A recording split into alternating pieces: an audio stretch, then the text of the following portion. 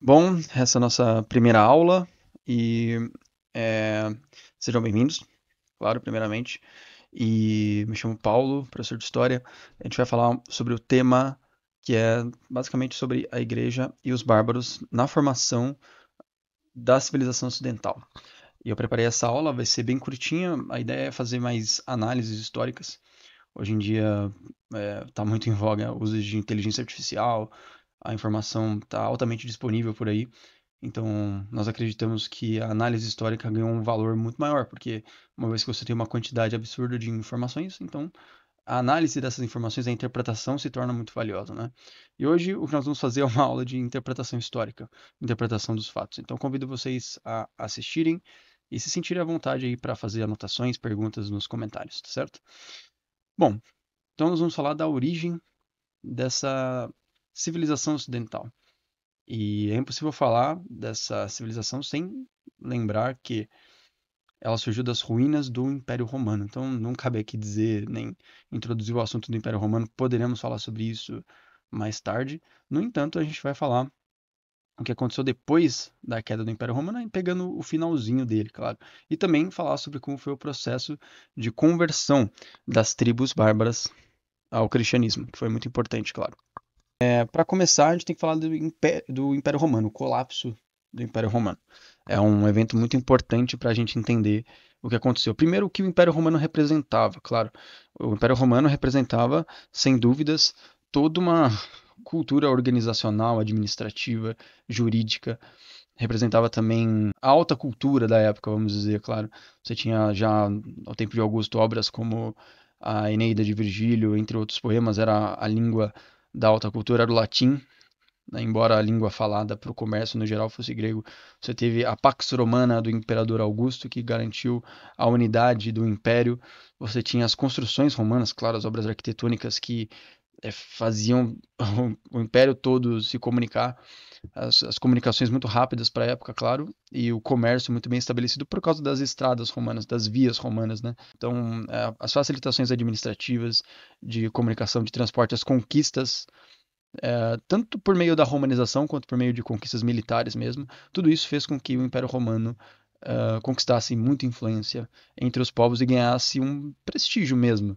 Muitas pessoas achavam que o Império Romano jamais teria fim, que era uma realidade eterna, né? A famosa Roma eterna.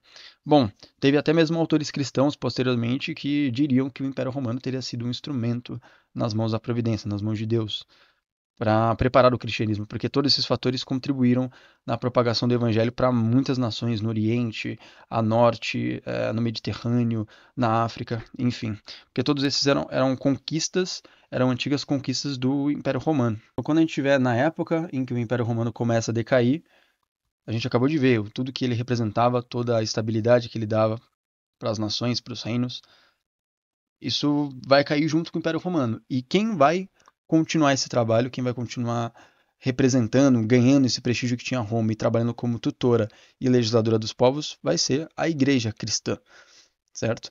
Óbvio que nós não podemos negar, é um fato histórico, claro, que houveram muitos conflitos entre cristãos e pagãos. Os pagãos romanos e a antiga cultura e a nova religião ali, né?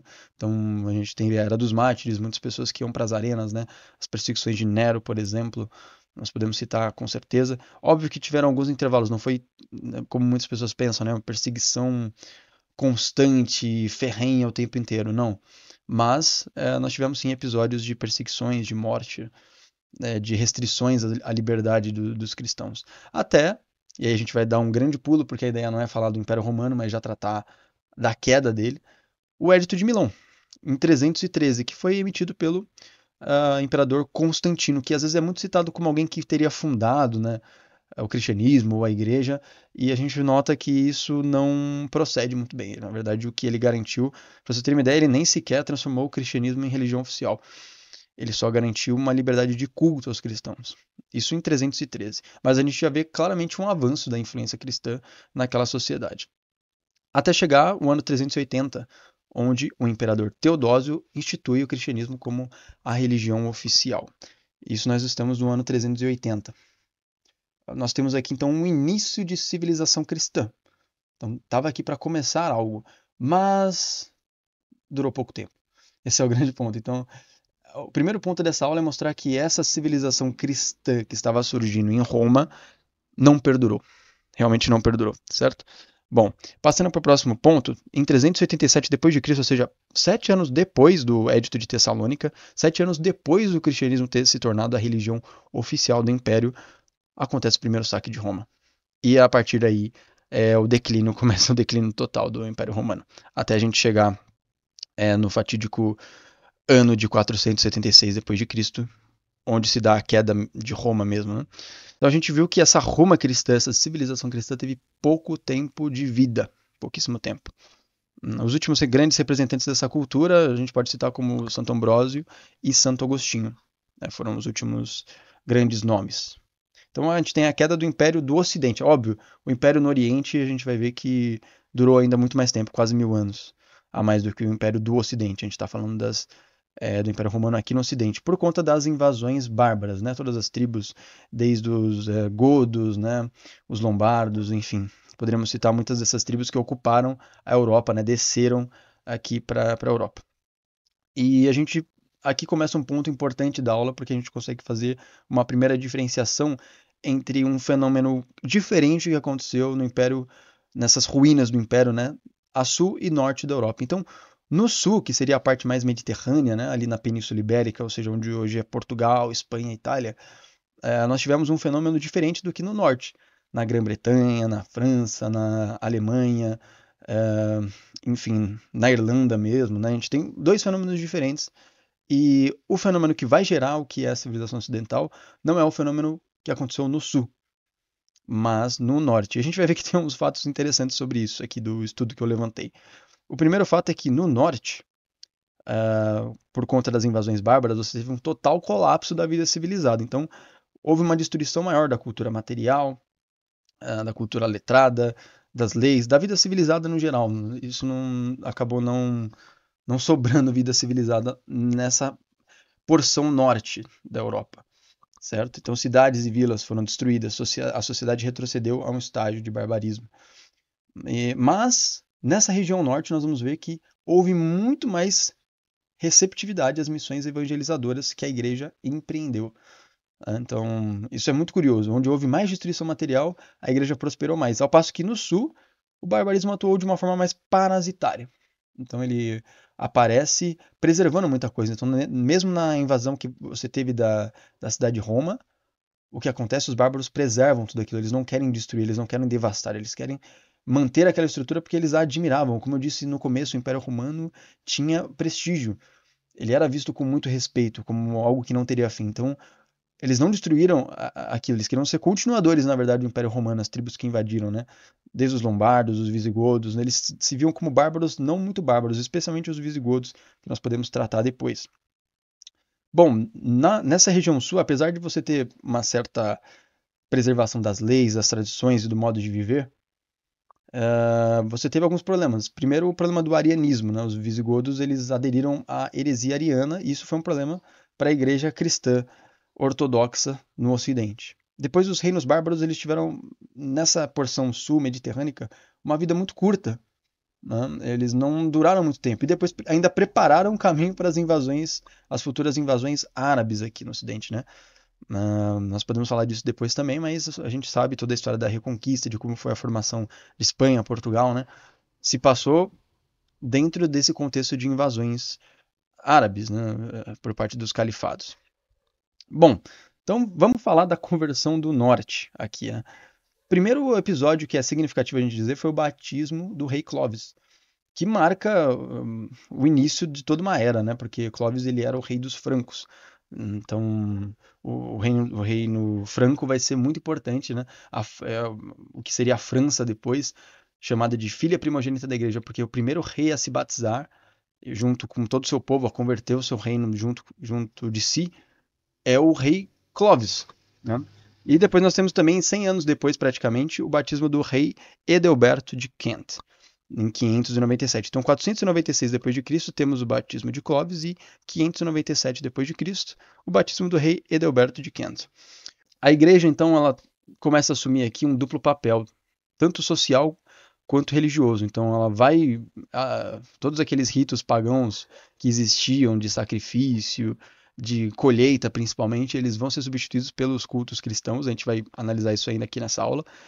E é a parte social, de cuidado com o povo, de atenção aos cuidados mais tete a tete ali com o povo, a igreja vai ficar com isso também, a tal ponto que o bispo vai aparecer como uma grande liderança. Em muitos reinos a gente vai ver que o bispo tem até mais influência que o rei, ele começa a adquirir mais influência do que o rei. Isso nós vamos ver depois na estrutura social da Idade Média, né? Nós vamos ver o papel que o clero vai ter sendo colocado acima das autoridades cívicas, claro, dos reis, dos príncipes, né? A estratificação social da Idade Média vai ser baseada inteiramente nisso. Os bárbaros, eles preferiram ficar com as funções mais militares e políticas, ao passo que a igreja ficou com autoridade moral, educação, cultura, além de gozar do prestígio de Roma e trabalhar no cuidado ao povo. Tá certo? Bom, se vocês quiserem acompanhar mais dessa história em fontes primárias, a melhor fonte com certeza é um homem que viveu essa época, que foi o São Gregório de Tours. Ele escreveu a História Francorum. É curioso que já na introdução desse livro ele diz que era uma época de tamanho barbarismo, tamanha destruição, que não tinha alguém para escrever aquela história. Então ele se colocou como a pessoa que escreveria, que relataria aquela época. E o que a gente tem no relato do São Gregório de Tours? Isso a gente está falando de assim, já nessa época, um pouco só posterior ao batismo de Clovis, tá certo? O que a gente tem então, essa sociedade, como ela é descrita pelo São Gregório de Tours? Primeiro, nós temos tribos mais ferozes, um mundo violento e corrupto. Esse é o mundo descrito pelo São Gregório de Tours. Reis intervindo na igreja, deterioração dos padrões morais. Então, mesmo muitos, às vezes, autoridades religiosas que vinham de indicação desses reis se comportavam mal, você tinha escândalos, casamentos que não eram feitos da forma cristã, né, com concubinatos, por exemplo, com muita violência, especialmente, né? Enfim, era uma época realmente aqui, se você pegar a descrição de São Gregório de Tours, a gente percebe que aqueles costumes bárbaros ainda estavam muito presentes, embora nominalmente a sociedade estivesse se cristianizando. Bom, a religião cristã nesse contexto ela precisa começar a se impor. Você está tratando com um povo duro, um povo assim acostumado com um modo de ser muito específico, muito brutal, né? Para dizer o mínimo, claro. Então a religião cristã começa a se impor por meio do temor, usando os argumentos do temor de Deus, da condenação, do juízo final, claro, usando seu prestígio sobrenatural como representante de Deus na Terra. E também uma certa violência espiritual, usando muitas falas sobre a ira de Deus, sobre a vingança dos santos, né? Então, aqueles que profanam os lugares santos recebem uma vingança, cai um raio na cabeça, a pessoa pega uma doença, a pessoa se condena para a eternidade. Esse tipo de argumento começa a entrar, ser usado pela igreja para convencer esse povo que, pela sua própria brutalidade, só entendia esse tipo de linguagem, claro. E aí começa a entrar o papel que a igreja desenvolve, né, a linguagem que a igreja desenvolve em volta dos santos e dos santuários. Por quê? Porque você precisava ter uma substituição natural do barbarismo pela nova fé. E como é que eram os cultos pagãos, né? Eram esses cultos onde você tinha uma certa região, um deus ali regional, etc. Então você substitui isso pelo quê? Por um santo local. Então você tem os santuários, aquele santo que fica naquele lugar, que exerce um poder naquele lugar, um milagre, um feito, uma maravilha desse tipo, certo? E começa a surgir como que uma mitologia cristã. Histórias dos santos, de grandes maravilhas, de grandes coisas que eles faziam, imposição do seu poder, combate aos demônios, uma coisa que hoje a gente olharia até de uma forma um pouco fantasiosa, mas que na época impressionava. Impressionava por quê? Porque você tinha um mundo muito violento, um mundo muito macabro. Por outro lado, essa nova mitologia cristã que surge, ela traz um mundo de mistérios, de poderes, de milagres gigantescos, de santos colossais, corajosos, que fazem feitos extraordinários. Então aquilo impressiona pelo contraste. E também pela semelhança, pelo contraste, por um lado, porque aquilo é muito diferente do que a religião pagã de então pregava, mas também impressionante porque também cria uma semelhança porque ora, antes nós prestávamos culto aos deuses locais, agora a gente tem os santos locais. Não são deuses, mas de alguma maneira substituem, de alguma maneira aquilo entra naturalmente, não é uma imposição, mas um processo natural de troca, né? A igreja também se vende assim muito bem, de maneira muito inteligente, como uma arca de refúgio, porque no mundo onde você tem uma insegurança econômica, insegurança sobre a sua vida, insegurança sobre o futuro, você não sabe se vai estar vivo no próximo dia, se você pode perder a sua família, perder a sua colheita, alguém pode vir pilhar tudo, claro, pode ter uma nova guerra e você morrer, é claro, tudo isso daí se passava na cabeça do homem do tempo. Então a igreja se torna um lugar de paz, um lugar de oração, um lugar de colocar realmente a sua visão fora desse mundo destrutivo. E aí entra a última parte dessa aula, que é a importância da liturgia cristã nesse contexto, porque a gente está falando de um mundo que não produzia mais arte, né? A cultura material estava quase toda extinguida, você não tinha mais poesias, você tinha alguma tradição oral, é claro, as canções épicas desses povos, porque eles eram uma espécie de quase como aqueles povos homéricos, né, que a gente pode ler na Ilíada. Então eles tinham alguns cantos que representavam essas tradições antigas deles, mas isso era o máximo, era uma coisa muito rudimentar. A liturgia ela entra com toda a questão do canto, toda a questão de uma revelação parcial da história sagrada, da criação do mundo, da redenção, e de uma maneira cronológica, então apresentado de um modo que aquilo vai começando a formar uma unidade de fé, formando uma mentalidade, claro, nesses povos bárbaros que começam a participar dessa liturgia e entram pouco a pouco nesses mistérios, nessa história sagrada, como eu disse, entendendo a vida de Jesus Cristo, a criação do mundo, a história de Moisés, como essas coisas se relacionam. Tudo isso vai entrando, adentrando, penetrando na mente desses bárbaros. É claro que a preservação da tradição litúrgica não poderia ser feita se não fosse com uma certa ajuda que a gente vai estudar na próxima aula, que foi o auxílio que os monastérios prestaram. Então a gente vai ver que após acabar a Era dos Mártires, os principais personagens vão ser os monges. Então os monges vão ser responsáveis por desenvolver, guardar, preservar, enriquecer essa tradição litúrgica que ajudou a formar as mentalidades dos povos bárbaros, ajudou a unificá-los num só rebanho, vamos dizer. E a gente vai ver como os monastérios foram importantes nisso, tanto para a preservação da cultura antiga, quanto o enriquecimento dessa nova cultura cristã. Bom, nós vamos estudar isso na próxima aula. Eu espero que vocês tenham gostado. Esse vai ser um curso de mais ou menos umas 12 ou 13 aulas, falando da criação do Ocidente, basicamente, como o Ocidente foi criado. Acho que por hoje dá pra gente ficar só com isso, para não ficar um vídeo muito longo. Eu espero feedback de vocês, por favor. Se vocês gostaram, deixem um like, deixem as sugestões de vocês sobre a melhora, se a imagem tá boa, se o áudio pode melhorar, se o conteúdo da aula ficou muito corrido. Enfim, deem sugestões, vai ser muito bom. E a gente se vê na próxima. Até mais.